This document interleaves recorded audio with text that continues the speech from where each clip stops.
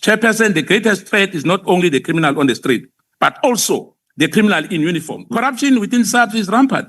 Yet the failure of crime intelligence, which received about 5 billion rand, is not due to lack of funding. It's due to lack of integrity and oversight. Today, we stand in a country where criminals feel safer than law-abiding citizens, all attributed to failure. Everything is a mind game. I can't. I'm watching here. The chair, honorable members, as we are sitting here today, yesterday, 5 people were shot dead in Mitchell's Plain. In Tafelsig, in Beconview, as we are sitting here, our people are crying. Our people are being killed. I rise here today to deliver a message that echoes throughout our nation, and our people have been betrayed by the very institution meant to safeguard them. SAPS and IPAD are failing in their mandate. They are failing to protect, to prevent, and worst of all, failing to be held accountable. This budget debate is not just a number exercise. The figures we debate today represent the state priorities. They expose whether the DA-led coalition government is committed to building a safer South Africa or a content with allowing crime and incompetency to strive unchecked. We as MK Party reject this budget, not out of political malice, but out of moral necessity. Yesterday, I witnessed one of the most saddest days in my life. You know, when you are in an abusive relationship, the DA is undermining the government. And I just want to remind the last speaker here, when he says the ANC government, there's no longer an ANC government. Let's face it. We have a coalition government in this country, which is very unfortunate. South Africa battles as unprecedented crime crisis. The murder rate has escalated by 5% in the past year, with over 27,000 people murdered. A figure more commonly associated with a nation at war. It is a chilling indictment of a police service that has lost control and complicity government. Remember, we changed from South African police to South African police service. We must service our people. Gender-based violence continues to devastate our society. Contracted crime against women are at a horrifying levels. Crime against children rose by 13%, reflecting a system that fails to protect the most vulnerable.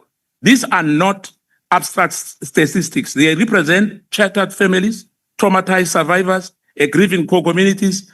SAPS detection rates for murder is at a critical low level.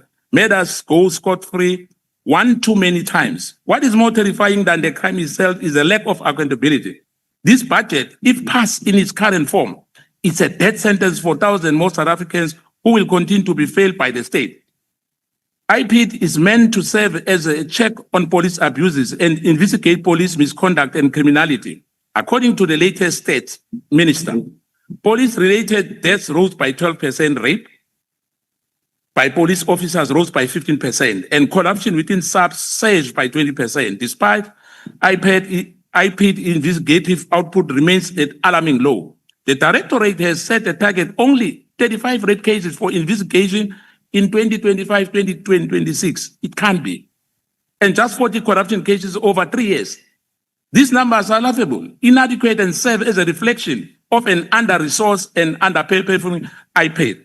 The IPAD budget proposed allocation of 466 million by 2027-2028, but with a backlog of 10,500 cases and only 9 million rand allocated for forensic investigators. We are essentially throwing a glass of water on a forest fire, pure strategic failure.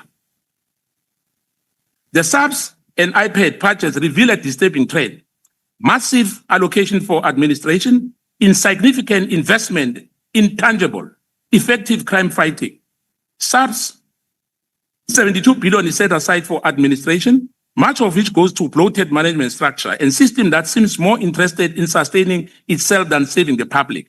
Meanwhile, only 24 billion is allocated to detective service, despite crippling backlogs. The forensic science lab, vital for solving crimes using the DNA as evidence, is given 1.7 billion, a trivial amount given to the demand it faces. IPAD 10 million allocation for capital assets, including forensic tools and technology, represent less than 2.5% of its budget. How can any institution combat modern, complex crime with modern tools, without modern tools? At the same time, 203 million is allocated awareness campaign, a vague term that does not literally bring justice to victims. We are funding a ribbon cutting while ignoring rape kits, lab tests, and detective capacity, a political theater at the taxpayer's expense. We must stop this. Chairperson, the greatest threat is not only the criminal on the street, but also the criminal in uniform. Corruption within SAPS is rampant. Yet the budget offers no credible plan to root it out. The so-called lifestyle audits mentioned in the budgets are nothing more than a PR exercise. Officers implicated in criminality continue to rise throughout the ranks, protected by political connection and institutionalized silence. You know that the crime intelligence boss was arrested recently, which gives a bad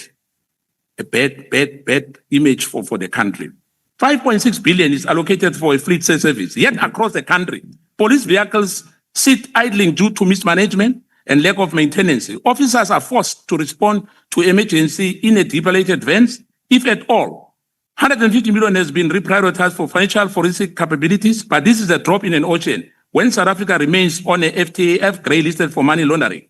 The failure of crime intelligence, which received about 5 billion rand, is not due to lack of funding. It's due to lack of integrity and oversight.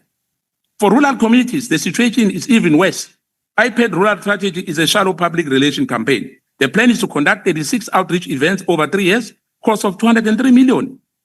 It's a discontent from reality. Rural areas are plagued by police brutality and delay responding time.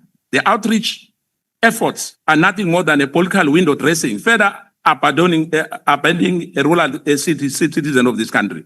Mkhonto Wesizwe Party will demand of the allocated detective service budget priority is given to clear backlog of cases. Justice delay is justice denied. Secondly, we call for a 2 billion investment in upgrading forensic lab, ensuring DNA and other evidence and other process efficiently. Thirdly, 10 billion should be directed to community police forums, empowering citizens to work with ethical officers to reclaim their street. Fourthly, independent anti-corruption task force must be established to patch both SAPS and iPad of criminal elements. Finally, we must hire at least 20 to 30,000 new police officers and deploy them in strategical areas. Chair, it emboldens corruption and efficiency and erosion of public trust. Today, we stand in a country where criminals feel safer than law-abiding citizens, all attributed to failures of the so-called GNU. This budget does not represent progress. We reject this budget in totality. We are not saying police should not get salaries. We are not saying, everything must stand still. But Minister, I'm pleading with you. I know you've got a really serious abusive relationship with the DA. Now, I'm appealing to you to ask the Minister of Public Works to build police stations for our people. And indeed, if you can, divorce them. Thank you. Mkhonto Wesizwe reject this budget in totality. Thank you. Thank you.